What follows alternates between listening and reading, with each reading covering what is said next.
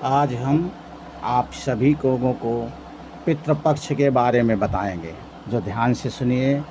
पितृपक्ष में क्या करना चाहिए, पितरों की प्रसन्नता कब होती है, कैसे होती है, पितृपक्ष कब लगेगा, कब समाप्त होगा, बीच बीच में कौन सा तिथि कौन सा दिन महत्वपूर्ण है, इसके बारे में आप लोगों को हम विशेष रूप से बताएंगे। ध्यान से आप लोग सुनिएगा, उस पर अमल कीजिएगा। पितृपक्ष 29 सितंबर से 14 अक्टूबर तक रहेगा। पितृपक्ष का प्रथम दिन 29 सितंबर होगा और अंतिम दिन 14 अक्टूबर होगा, जिसमें से 3 दिन बहुत महत्वपूर्ण होता है। वर्ष में 15 दिन का पितृपक्ष होता है, उसमें से 15 दिन में भी 3 दिन बहुत महत्वपूर्ण होता है, जो विशेष ध्यान देने योग्य होती है। पहली बात तो सभी माताओं बहनों को सूचना देते हैं कि अपने घर में अपने पितरों को पसंद करने के लिए एक नियम बना लें। 15 दिन के लिए एक कटोरा भर करके चावल, उसमें दूध डाल करके, उसमें मेवा डाल करके, उसमें चीनी डाल करके और पका करके डेली सुबह सुबह प्रातः सूर्योदय के समय अपने अपने छत पर कौवे को खाने के लिए रख दिया करें। कितने दिन? 15 दिन, 29 सितंबर से और 14 अक्टूबर तक यह नियम बना लें।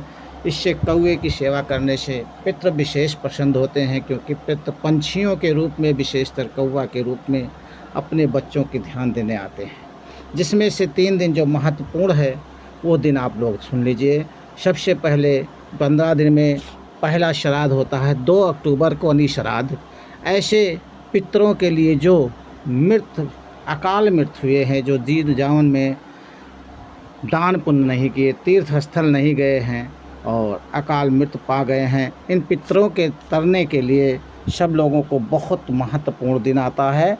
वो होता है 2 अक्टूबर। अली श्राद्ध पितरों के लिए हो जाती है, जो अकाल मृत्यु से छुटकारा पाने के लिए जो भी श्राद्ध किया जाता है, जिसके पूर्वज प्रेत योनि में हैं, तड़फ रहे हैं, इधर उधर भटक रहे हैं, उनके लिए 2 अक्टूबर है।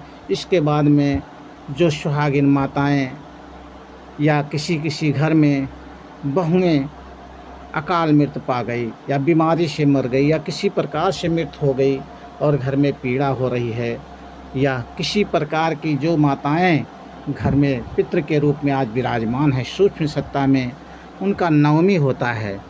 नवमी जो है 7 तारीख को पड़ती है, 7 अक्टूबर को पड़ती है। 7 अक्टूबर को अपनी माताओं को विदा करने के लिए, जो घर के बुजुर्ग माताएं हैं, अपने पितरों के विदा करने के लिए नवमी की उनकी श्राद्ध करना बहुत ज़रूरी होता है। बहुत महत्वपूर्ण दिन होता है, वो होता है 7 अक्टूबर। सभी लोग ध्यान रखें ऐसी पुण्यतिथि पर। इसके बाद जिसको तिथि नहीं मालूम है, यही नहीं मालूम हमारे पितरों की श्राद्ध कब होनी चाहिए, उनके लिए 14 अक्टूबर जो अंतिम तिथि होगा, उस अंतिम तिथि में अपने पितरों की विदाई के लिए सभी लोगों को धूमधाम से विदा करने के लिए ब्राह्मण भोज, बच्चों का भोज, सभी का भोज करा करके पंछी और गऊ की सेवा 15 दिन तक लगातार करना चाहिए। गऊ को गौग्रास निकालना चाहिए, हर घर से परमानेंट निकलना चाहिए गौग्रास, जो 2 रोटी और नमक के साथ जितनी गैया हों अपने दरवाजे पर सबको 2-2 रोटी नमक देना चाहिए, सुबह और शाम दोनों टाइम। अगर नहीं कर पाते हैं तो कम से कम 15 दिन तो कंपलसरी बहुत ज़रूरी है देना। इसलिए हमारी ये आवाज़ जहाँ तक जाती है हमारे चैनल के माध्यम से, सभी लोग इसको गौग्रास ज़रूर निकालेंगे। और जो हमारे चैनल को सब्सक्राइब नहीं किए हैं वो सब्सक्राइब कर देंगे, तो ऐसे ऐसे नए वीडियो, नए नियम, नए विधान आप लोगों को जीवनचर्या के लिए हम बताते रहेंगे। जो हमारे शिष्य हैं वो तो है ही हैं, जो हमारे शिष्य नहीं हैं वो भी हमारे बेटी बेटे हैं, उनके लिए भी सूचना है कि हमारे चैनल को सब्सक्राइब करें। जो नहीं किए हैं वही करेंगे, और जो किए हैं वो हमारे चैनल को बराबर देखते रहें, तो आपको जीवन में खुशहाल रखने के लिए बताते रहेंगे। अगला वीडियो नवरात्र कब लग रहा है, कब से कब तक होगा, नवरात्र में किन नियमों का पालन करना चाहिए, इसके बारे में अगला वीडियो इसी चैनल पर आप लोगों को बताएंगे।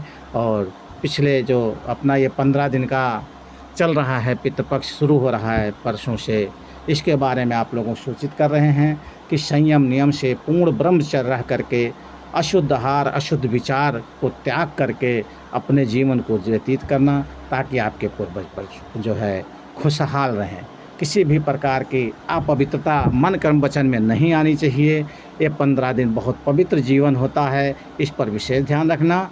शेष नवरात्र के जानकारी के लिए हमारे श्री महाविद्या आश्रम चैनल को सब्सक्राइब करके, और नवरात्र का वीडियो कल पड़ जाएगा, उसको भी देखने को। जय पितृदेव भव।